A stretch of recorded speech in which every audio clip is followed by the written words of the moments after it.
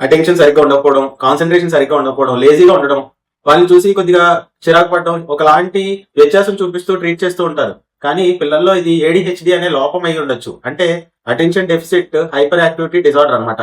దీంట్లో ఏమవుతుందంటే డోపమిన్ అనేది ఇంబ్యాలెన్స్ అయినప్పుడు ఇలా జరుగుతూ ఉంటుంది. ఇది కేవలం పిల్లల్లోనే కాదు, పెద్దవాళ్ళలో కూడా ఉండొచ్చు. వీటిలో చాలా రకాలు ఉన్నాయి.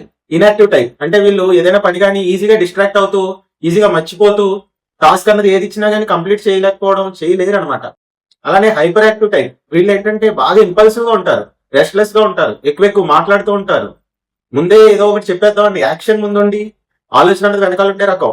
దీన్ని హైపర్ యాక్టివ్ టైప్ అంటాం. కంబైన్ టైప్ ఇవి రెండు మిక్స్ అయ్యి కూడా కొంతమందిలో ఉంటుంది అనమాట. వర్క్ స్టార్ట్ చేస్తారు కానీ ఫినిష్ చేయరు. మైండ్ ఎక్కడో ఆలోచించుకుంటూ ఉండి ఇక్కడ ఫోకస్ అన్నది ఉండదు పని మీద. ఎప్పుడు రెస్ట్లెస్ గా ఏదో తిరుగుతూ అటు ఇటు ఆలోచించుకుంటూనే ఉంటారు. చిన్న చిన్న సింపుల్ థింగ్స్ కూడా కేర్లెస్ గా మిస్టేక్స్ అన్నవి ఎక్కువ చేస్తూ ఉంటారు. అలా మూడ్ స్వింగ్స్ ఉంటూ ఉంటాయి.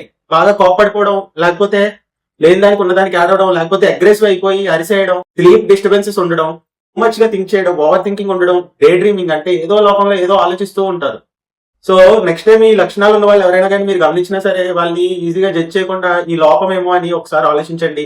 ఒకవేళ మీ దగ్గర ఎవరైనా కానీ ఈ లక్షణాలతో బాధపడుతుంటే హోమియోపతిలో చాలా మంచి మందులు ఉన్నాయి. సరిగ్గా అసలు ఏంటి ప్రాబ్లం అన్నది రూట్ నుంచి మనం ట్రీట్ చేసుకుంటూ వస్తాం. Thank you.